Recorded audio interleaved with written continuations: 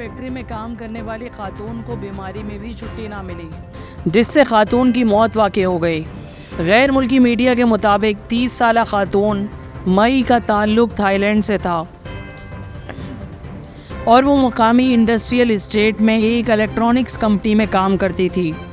Media reports में बताया गया है कि खातून बड़ी आंत में सूजन में मुब्तला थी और वो 4 दिन तक अस्पताल में ज़ेर इलाज भी रही, लेकिन घर जाने के बाद भी खातून की हालत में बेहतरी नहीं आई।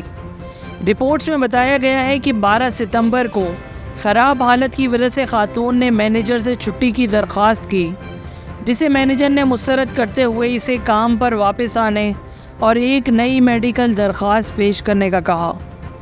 मीडिया रिपोर्ट्स के मुताबिक मुलाजमत से हाथ धो बैठने के खौफ से खातून ने 13 तारीख को दोबारा मामूल के मुताबिक फैक्ट्री में आकर अपना काम शुरू कर दिया, लेकिन 20 मिनट बाद ही इनकी तबीयत ख़राब होना शुरू हो गई।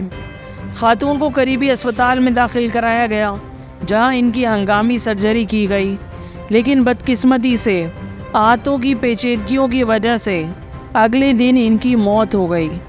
कंपनी की जानिब से खातून की मौत पर एक बयान जारी किया गया, जिसमें उन्होंने माजरत की।